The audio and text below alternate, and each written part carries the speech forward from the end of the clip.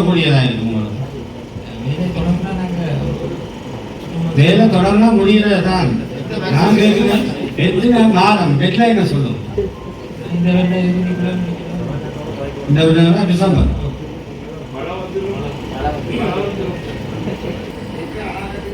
Million ரூபாய் தேவை வந்து சேர்மன் ஜூசி சேர்மன் சொல்றேன். ஆனால் இப்போ அதுக்கு முதல் ஃபீசிபிலிட்டி ஸ்டடி எல்லாம் நிறைய விஷயம் இருக்கிறதால முதல் ஃபீசிபிலிட்டி ஸ்டடிக்குரிய காசு ஒதுக்கி அதை இந்த 4 மாதத்துல செய்து முடிச்சுட்டார். ஃபீசிபிலிட்டி ஸ்டடியை அடுத்த வருட அலோகேஷன்ல 200 மில்லியனோ அதுக்கு கூடவோ குறையவோ ஒதுக்க வேணும்ன்ற தீர்மானத்தை எடுக்கிறது. உங்களுக்கு நாங்கள் උපනාව සහ ජනතාව වෙනුවේ ඔයගොල්ලෝගේ නීතිපාලක අඩපාඩු ගන්න වෙන්නේ නැහැ. ඔබතුමාගේ නීතියක් කතා කරනවා. ඒ නිසා කරුණා කරලා ඔබතුමා වැඩ කරන රටේ නීතිය සහ ජනතාව වෙනුවෙන් අපි කියන්නේ නැතෙන්ද? ඒ නිසා ඔය ටෝල්ලේ මෙහෙරන්න බෑ. ඒ නිසා මම කියන්නේ ඊට පස්සේ මේක දැන් මගේ ඉක්මනට මෙදිහත් විසඳමු. දැන් ඔබතුමාත් වැඩ කරන්නේ රටේ ජනතාව වෙනුවෙන්. ඒකත් එහෙමයි. මේ ක්‍රියා කරනවා කිසිම කියනවා. දැන් ඔබතුමාලා අපි ඉස්සරහ සම්ඩු කරනවා. දෙන්නම නෑදී. හැබැයි මේ දෙන්නම කරන්නේ ජනතාවට වතුර ගන්න රක්කපර දෙන්න ඕන. ඒ නිසා මම කියන්නේ දැන් ඇත්තට මේක හොඳ නෑ. ඇත්තට මේ හැසිරීම සහ මේ මැදිහත් වීම. ඒක කරුණා කරලා මම කියන්නේ මේවා බොහොම සහෝදරත්වයෙන් බැඳීමෙන් සිංහල දෙමළ වෙන්න පුළුවන්. මේ පොදු කාර්යයට උදව් කරන්න. අවුරුද්දකට වැඩි කාලෙ. சுருக்கமா கொஞ்சம் நீங்கள் சொல்லுங்க. நாங்கள் அரசு உத்தியோகம் என்ற வகையில் மக்களுக்காகவும் அரசுக்காகவும் வேலை செய்ய வேண்டும், சட்டங்களை நடைமுறைப்படுத்த வேண்டும். இருந்தாலும் கூட மக்களுடைய நலன்களையும் மற்ற விடயங்களையும் நாங்கள் கருத்தில் கொள்ள வேண்டும். விசேடமாக வன பாதுகாப்பு திணைக்களத்துக்கு நான் கூறிக்கொள்ள விரும்புகின்றேன். நீங்கள் நினைத்தது போல் இங்கு நடக்க முடியாது என்பதை நான் இங்கே உங்களுக்கு சொல்லிக்கொள்ள விரும்புகிறேன். மக்களையும் அரசு நடைமுறைகளையும் நீங்கள் கருத்தில் கொண்டுதான் நடக்க வேண்டும். உங்களுடைய தன்னிச்சை ஒப்புக்கு நடக்க முடியாது என்பதை நான் இங்கே கூறிக்கொள்ள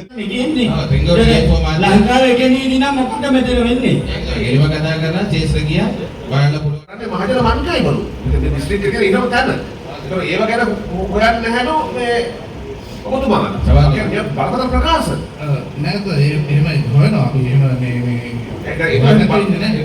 බයලෝ කියන්නේ නැහැ ප්‍රකාශ නෑ අපි ඒවට නඩු දාලා තියෙනවා.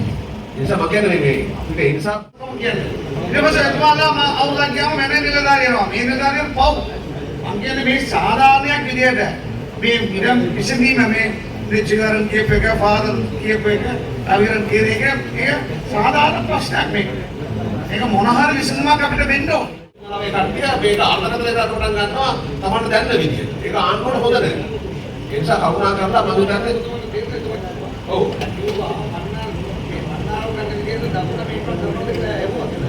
ඒ නිසා මම හිතන්නේ මොකද අර ඒ නිසා කරුණා කරලා මම හිතන්නේ මේ වගේ සංවාද හදන්න එපා. මේවා ඇතුලෙන් බේර ගන්න පුළුවන්. ඒවා බේර ගන්න බැන්න අපිට කියන බැලියක් වෙන්න. படிக்கிற பொறுப்பு இருக்குது. இதுல போட முடியாது. இங்க வாரவங்க எங்களுக்கு தெரியாண்டா என்ன நடக்குறீங்க? இதுல கலைக்கப்படுற விஷயங்கள் வார பிரயோஜனத்துக்கு இவங்களை கூப்பிடுறீங்க. கூப்பிட்டு இதுல நேரத்தை மேற்கொள்றீங்களே. ஒவ்வொரு விடயங்களும் கனமுறை தேவையில்லை. நான் சொல்றேன், இன்னும் போட்ட விஷயங்களை அவங்க சொல்லணும். இது போட்டுன்னு சொல்லணும், இதுக்கு ஆயத்தமா வாங்கன்னு சொல்லணும். அதை விட்டு போட்டு நிறைய தடவை போட்டு நிறைய விஷயத்தை தான் இதுல கலைக்கிறோம். நாங்க 10-15 தான் போட்டா கலைக்கிறோம். எங்களுக்கு ஒரு பொறுப்பு இருந்தாங்க. இதுல வந்து யாருக்கு பொறுப்பு கூடாது? இது ஒரு நாளைக்கு முதல் டிசிபிக்கு முதல் ப்ரீ டிசிபி ஒன்று செய்யலாம். டிசிபி அப்படி என்னவானே කොහොම එනවනේ. ඉස්සර දවස GA-ට පුළුවන් ப்ரீ டிசிபி එකක් කරන්න. මේ ප්‍රශ්න මොනවද අපි කතා කරන්න යන්නේ? මේකට විසඳුම මොනවද? කවුද මේකට උත්තර දෙන්නේ? මොකද ඉන්නේ? මේක ඩිලේ. ඒක අහන්න ඕනේ. අහලා ලෑස්තිලා මෙතන එක අපිට සොලියුෂන් තමයි ඕනේ. මේක අපි නිලධාරි නෙමෙයිනේ. අපි දේශපාලකයෝ. අපිට කොච්චර වැඩ තියෙනවා. இங்க தீவிரம் பிரச்சனை கொண்டு எல்லாம் டிஸ்கஸ் பண்ணி இது அவருக்கு தெரியல. என்ன பிரச்சனையுமே தெரியல, அவருக்கு தெரியல என்ன நடக்குன்னு தெரியல. கௌரவ பாராளுமன்ற எல்லா விஷயமும் தெரியும். ஆனால் இப்ப தனியா புரஸ்துக்கும் பயிலும் தான் இந்த முடியும் தெரியல. இப்ப நீதி அமைச்சரகம் கலைக்குது, ஒவ்வொரு விஷயங்களும் கலைக்கிறோம். ஆனால் அவைக்கு மட்டும்தான் அந்த விஷயன்றது எல்லாம் பிரச்சனை கூப்பிட்டு முதலே கலைங்க. பிரச்சனை அதைதானே சொல்லி டிபிஎட் பண்ணி பூர்வ கதை தெரியலன்னு சொல்லிடாம கிடைக்க ஒவ்வொரு விடயங்களும் பல தடவை கலந்து தனியாக போரஸ்ல பயில தான் தெரியாது மற்றத்தில் இருக்கிற எல்லாம் போட்டுருக்கு நாங்கள் இது சம்பந்தம் பிரசன்டேஜன் அந்த குரூப்ல போட்டு நம்ம போவோம் அதில் கலைக்கிற விஷயம் இதுதான் பிரசன்டேஜன் குரூப்ல போட்டாச்சு அப்போ அதை விட்டுட்டு அவ வந்து தெரியாண்டு சொல்றது நாங்கள் இல்லை அதுவும் பிரசன்டேஜன் அந்த இதெல்லாம் போட்டு நான் கேட்கிறேன் தெரியாதையா சொல்றதுக்கு நாங்கள் இடம் கொடுக்கக்கூடாது முதல் நாள் கூப்பிட்டு சரி வாங்க 10 பிரச்சனை கிடைக்கிறோம் 10 டிபார்ட்மெண்ட் சப்ஜெக்ட் ஆகிற கூப்பிடுங்க அந்த ஜிஏ கூப்பிடுங்க அந்த ஏஜிஏ கூப்பிடுங்க அது சம்பந்தப்பட்ட ஆகிற கூப்பிடுங்க இதுக்கு என்ன பிரச்சனை இதுக்கு என்ன சொல்யூஷன் இதுக்கு என்ன முடிவு செய்யணுமா ஒரு வருஷம் கழிச்சு கொண்டிருக்கோம் இன்னும் கலைக்கிறோம்னு கழிச்சிருக்காச்சியே இவங்க எழுப்பி சொன்னா நீங்க சொல்லலாம் ஏன்னா நேதாட கழிச்சம் சொல்லி சொல்லலாம் இல்லை நாங்கள் வருங்காலத்தில் நாங்கள் இப்படி டிசிசியை வைப்போம் அதை வச்சுட்டு நாங்கள் அதை செய்துட்டா இப்போ டிஎஸ் கலைச்சது ஒரு விஷயம் மற்றது பிரச்சனைகள் பேசுறா பிரச்சனையே தீக்கிற பிரச்சனையா இருக்கும் அல்லது தீராத பிரச்சனை முடிவெடுக்கும் பிரச்சனை பொறுமையா போடுறதும் அடுத்த முறை போடுறேன்னா மக்களை ஏமாத்துறோம் நாங்களும் ஏமாறப்படுறோம் அதனால நீங்க சொல்றீங்க போன முறை காய்ச்ச பிரச்சனையாக இப்ப இந்த வார்த்தை அவங்கள்ட்ட வரக்கூடாது அதான் அடுத்த டிசிபிக்கு முதல் நாளே நீங்க கூப்பிடுற பிரச்சனை எல்லாம் காய்ச்சி போட்டு ரெடியா இருக்கும் 2 hours மீட்டிங் அப்படி கரெக்டா போடுவோம் என் பாஸ்டர் சார் என்னன்னா அரசாங்க நாங்க எம்பி ஆபீசர்ஸும் இருந்தோம் அப்ப அந்த போன டிசிசில கலந்த விஷயம் தான் அப்ப என்ன தெரியான்னு சொல்றாங்க எப்படி தெரியாது இதே ரெண்டு தெரியான்னு சொல்றோம் කියන්නේ ඒක තමයි දැන් කියන්නේ. එතකොට දැන් අලුතෙන් කතා කරනවා වගේ ඔබතුමා මම දන්නේ නැහැ කියලා කිව්වොත් තේරුම මොකද ඒකේ? එමගාම කියන දැන් මේමයි. ඔබතුමාලාත් එක්ක මෙතන තියෙන මෙතන එළෙව කියන්නේ අනිත් නිලධාරීන් ඔක්කොම උත්තර දෙනවා.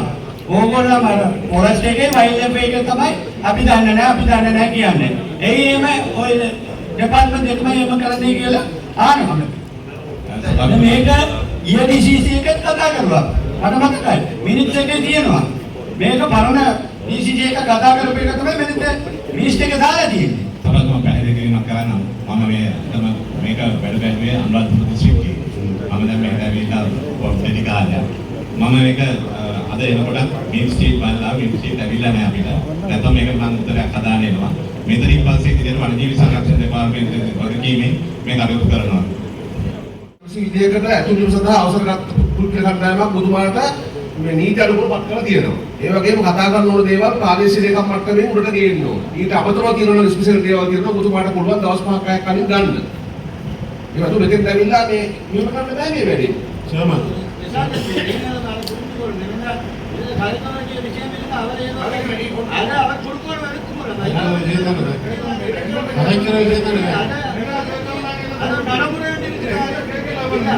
அப்படி கேட்கிறேன் உங்களை பிரச்சனை நீங்க அவன் கேட்கிறேன் உங்களோட பிரச்சனை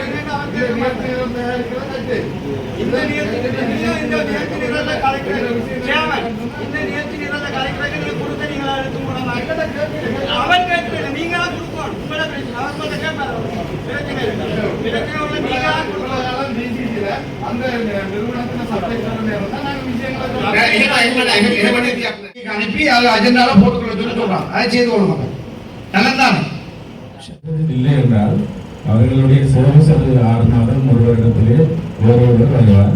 அவர்கள் ஒவ்வொரு கற்கறிஞர்கள் அதெல்லாம் சொல்கிறார். இதற்காக எங்களுக்கு உலக பயிற்சிக்குரிய வைத்தியர்களை இங்கே இணைக்க முடியாது இருக்கின்றது.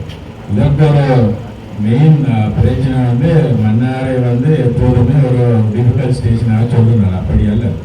யுத்த காலத்திலும் இப்போதுக்கும் நிறைய முன்னேற்றங்கள் போக்குவரத்து வசதி காணப்படுகிறது. அது எங்களுக்கு இருக்கின்ற அந்த ஆலணியிலே இருக்கின்ற பெரிய ஒரு பிரச்சனை 70 வைத்தியர்களை 130 தாதிகளை வைத்துக்கொண்டு முழு மாவட்டத்துடைய ஸ்பெஷல் கேரையும் கொடுக்கிறார். அவை ஆலணி மீளாய்வு என்பது ஆலணியை புதுப்பித்தல் என்பதும் ஒரு ஆளுநர் தலைமையிலே நிறைய மேனேஜ்மெண்ட் சர்வீஸ் டிபார்ட்மெண்டோட 2-3 மீட்டிங்கள் நடந்தது. இருந்தாலும் அதை இன்னும் நடைபெறவில்லை. அதை செய்தால் மத்திய அரசோடு சேர்ந்து இந்த விடயங்களே சொல்லலாம். அல்லது எங்களுக்கு இருக்கின்ற அந்த நிறைய தேவைகள் இப்போ ஆம்புலன்ஸ் சேவை மாதிரி அவங்களுக்கு தெரியும் ஒரு நாளைக்கு 5 தொடக்கம் 10 பேஷண்ட்ஸ் நாங்கள் டெஃபினட் டீச்சிங் ஹாஸ்பிட்டல் அனுப்ப வேண்டியிருக்கின்றது. சிபி ஸ்கேன் அப்புறம் வருகின்ற பேஷண்ட்களுக்குரிய அந்த சிபி தேவையும் நாங்கள் நிறைய மீட்டிங்களை கலைச்சிருக்கோம்.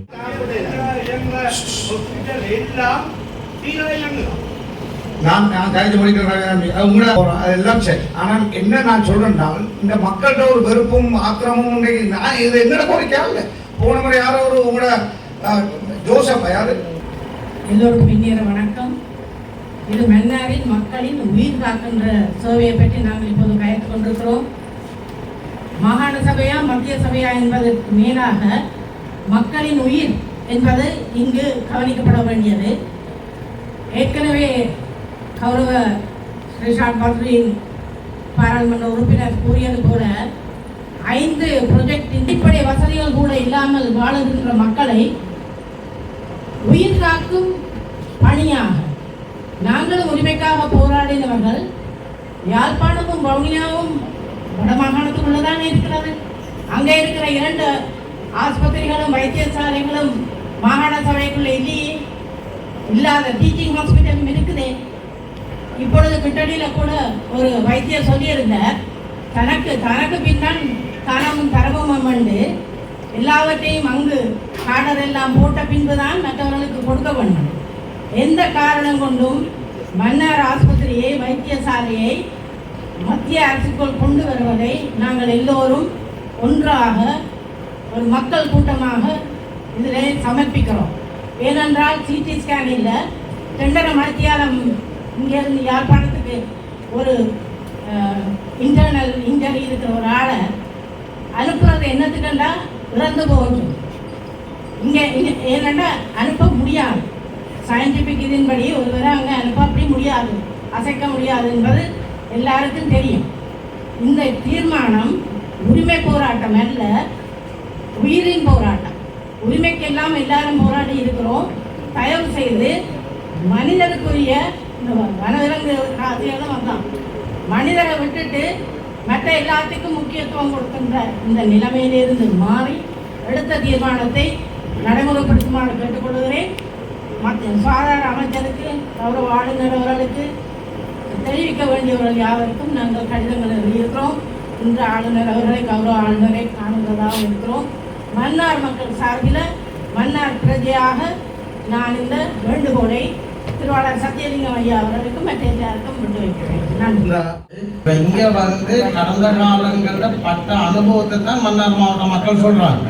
மாகாண சபை இருந்துச்சு, என்ன செய்யப்பட்டிருக்கு. இன்றைக்கு சிலர் சொல்றாங்க மன்னார் மாவட்டத்தை விட சாதாரணமாக ஒரு டிஸ்ட்ரிக்ட் ஹாஸ்பிட்டலை விட ஒரு பேஸ் ஹாஸ்பிட்டல்ல இங்க யாழ் மாவட்டத்துல அங்கே வைத்தியர்கள் இருந்து சகல வசதிகளும் இருக்குன்னு சொல்லி அப்ப தொடர்ச்சியாக அது புறக்கணிக்கப்பட்டிருக்குது மன்னார் மாவட்டம். அந்த அடிப்படையில் இங்கே வந்து உயிர் தான் முக்கியம்.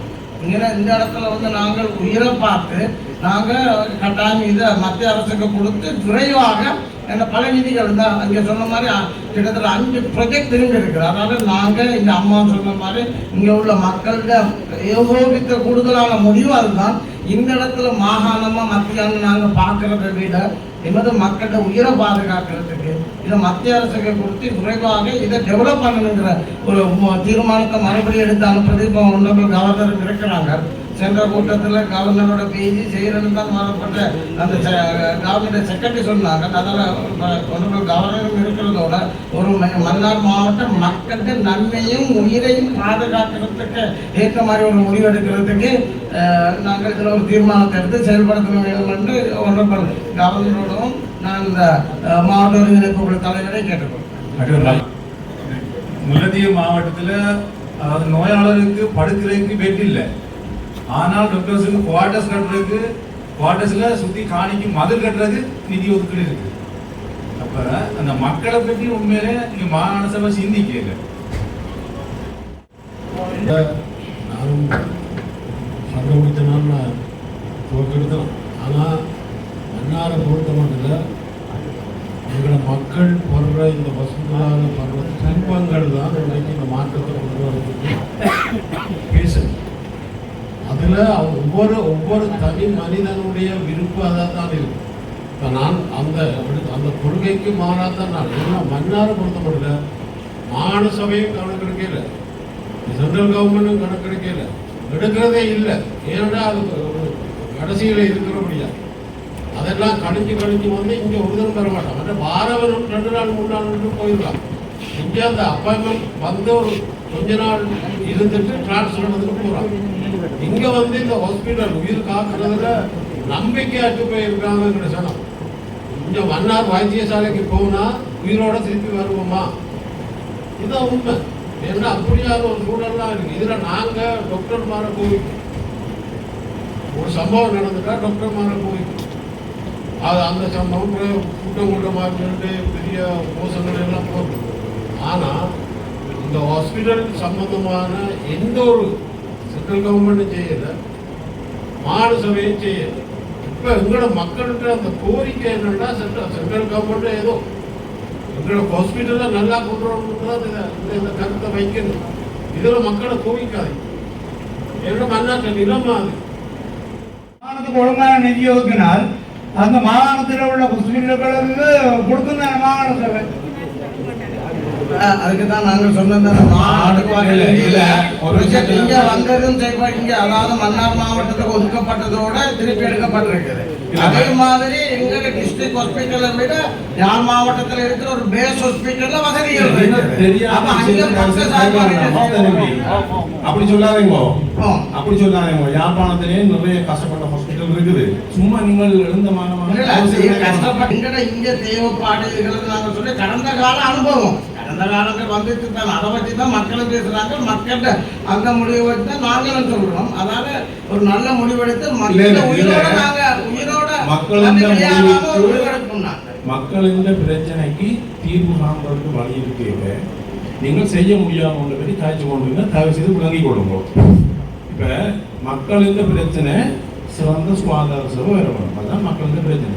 இந்த சுகாதார சபையை வழங்குறதுக்கு எங்களுக்கு முக்கியமான பிரச்சனை ஆவணி பற்றாக்குறை. அது இலங்கையில் இருக்கிற சட்டத்திட்டத்துக்கு அமைவாக அந்த ஆவணி பற்றாக்குறையை தீர்க்கக்கூடிய வழி இருக்கு. இலங்கையில் உள்ள சட்டத்திட்டத்துக்கு அமைவாக இந்த அரசாங்கத்துக்கு தேவையான காசு கொடுக்கறதுக்கு வழி இருக்கு. செய்யறதை கேட்கறத வண்டிதான் எங்களை பொறுப்புன்னு நான் நினைக்கிறேன். மற்றது நீங்கள் மாகாண சபை இருந்தது இலங்கையின் வரலாறுல 5 வருஷம். அந்த 5 வருஷத்துல வடக்கு மாகாணத்தில் நடந்த அபிவிருத்தியையும் இலங்கை சுதந்திரம் அடைந்ததிலிருந்து 2 மட்டும் வடக்கு மாகாணத்தில் நடந்த சுகாதார அபிவிருத்தியை பற்றியும் கதைங்கோ. கதைங்கன்னா உங்களுக்கு வித்தியாசம் தெரியும். மன்னர் புறக்கணிக்கப்படவில்லை. நான் சுகாதார அமைச்சராக இருந்த நேரத்தில் வட மாகாணத்தில் கட்டுன 26 வைத்தியசாலைகள், புது வைத்தியசாலையில 5 வைத்தியசாலை மன்னார் தான் கட்டுனது. இந்த மக்களுக்கு தெரியும். மன்னாரில் ஒரே ஒரு ப்ராஜெக்ட் எங்களுக்கு செய்ய இல்லாமல் போனது நெதர்லாந்து ப்ராஜெக்ட். 60 மில்லியன் ரூபாய் கொண்டு வந்தனால் அந்த $60 மில்லியன், அந்த 60 மில்லியன் யூரோ அதில் நாங்கள் முன்னுக்கு இருந்த பணிப்பாளர்கள், இந்த வைத்தியசாலையில் இருந்த டிரெக்டர்மார் எல்லாருக்கும் தெரியும். 5 வைத்தியசாலைக்குரிய பிளான் கொடுக்கப்பட்டது. ஆனால் இந்த லாஜிஸ்டிக் பிரச்சனை என்று சொல்லி மன்னார் மாவட்டம் நாங்கள் அந்த நேரம் இருந்த செக்ரட்டரி திருவாரூரிலிருந்து ரவீந்திரன் முழு பேருக்கும் தெரியும். இறுதி மட்டும் நாங்கள் மன்னார் மாவட்டம் செய்ய சொல்லி கேட்டு நாங்கள் எங்களெல்லாம் முடியாமல் போயிடும். அதுதான் லாஜிஸ்டிக்ஸ் பிரச்சனை என்று சொல்லி. ஏனென்றால் அடிப்படையில் நாங்கள் கலந்துரையாடல் என்னென்ன வசதி வரணும்னு பார்க்க எங்கள்கிட்ட டாலர் ரேட் மாறுனதால அந்த உதாரணத்துக்கு கிளிநொச்சியில் கட்டின பெண் நோயியல் பிரிவு என்று சொன்னால் அந்த பெண் நோயியல் பிரிவுக்குரிய செலவும் 1.5 மடங்காயிருக்கு. ஆனபடியாக தான் மன்னர் கவரப்பட்டது. இருந்தாலும் நாங்கள் திருப்பி ஃபின்லாந்து ப்ராஜெக்ட் வந்து 300 மில்லியன் யூரோ ஃபின்லாந்து ப்ராஜெக்ட் ஒன்று எடுத்து அப்போ செந்தூர் பதிராஜா டாக்டர் இங்கே මන්නාර මාවටද මේ වෙනකොට විශේෂයෙන් අයවැයෙන් වෙන් කරපු මුදල් වලට අමතරව මේ වෙනකොට බිලියන 115ක මුදලක් වෙන් කරලා තියෙනවා දිස්ත්‍රික්කයේ සංවර්ධනය සඳහා. ඒ මුදල් මේ වෙනකොට දිසාපතිතුමාට අදාළ මුදල් සහ ඒ කටයුතු සම්බන්ධයෙන් විස්තර ලැබිලා තියෙනවා. ඒ වගේම ඊට අමතරව මිලියන 200ක් මාර්ග පද්ධතිය අලුත් වැඩියා කිරීම සඳහා දැන් අනුමැතිය ලැබිලා තියෙනවා.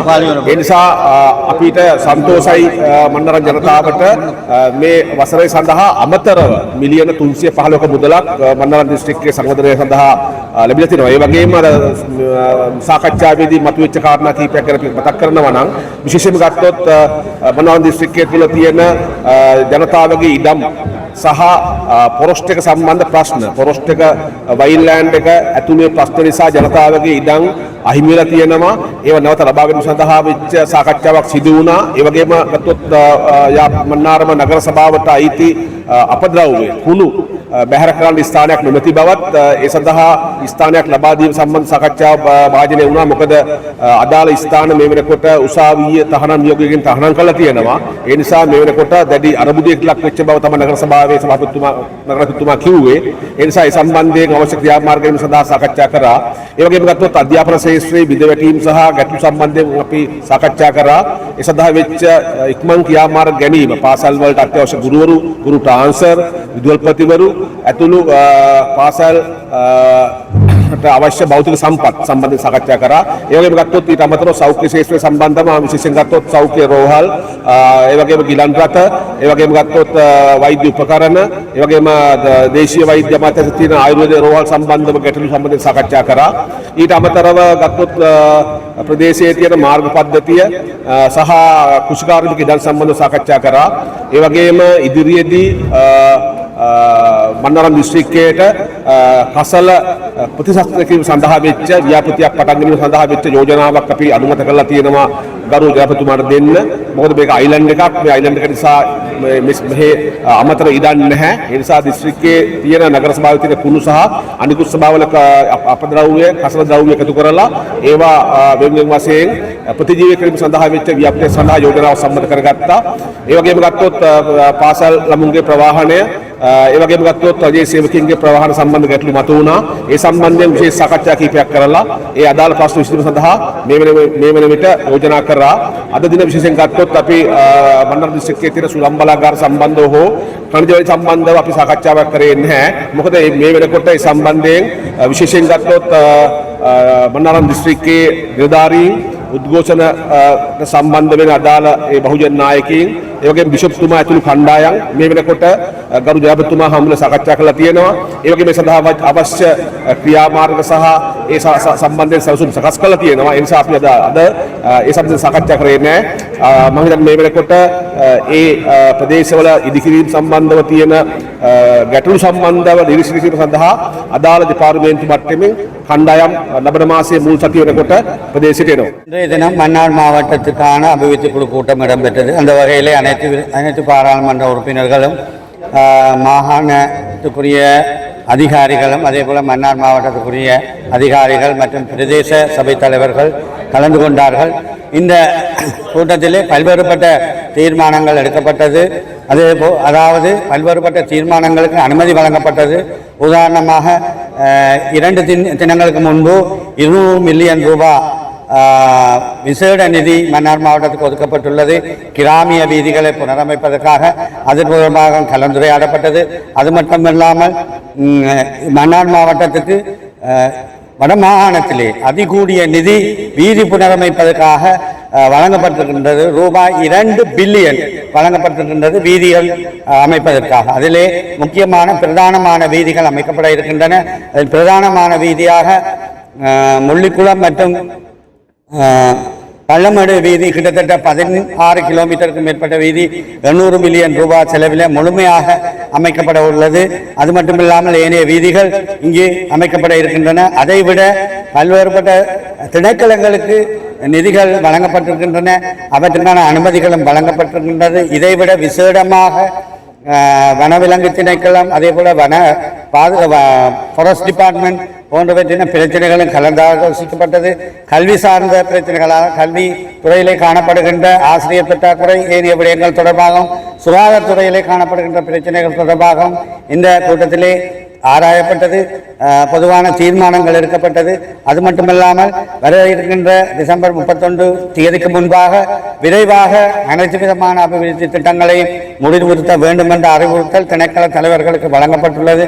வகையிலே விரைவாக அந்த திட்டங்கள் நடைமுறைப்படுத்தப்படும். அது மட்டுமல்லாமல் பாரிய நிதி மன்னார் மாவட்டத்துக்கு வழங்கப்பட்டிருக்கின்றது. அந்த நிதியை இந்த காலப்பகுதியிலே சரியான முறையில் விரைவாக செலவினங்களை செய்து அந்த திட்டங்களை முழுமையாக முடிக்குமாறு அபிவிருத்தி குழுவிலே தீர்மானங்கள் எடுக்கப்பட்டது. காத்திரமான பல்வேறுபட்ட விடயங்கள் கலந்துரையாடப்பட்டது. தீர்மானம் எடுக்கப்பட்டிருக்கின்றது.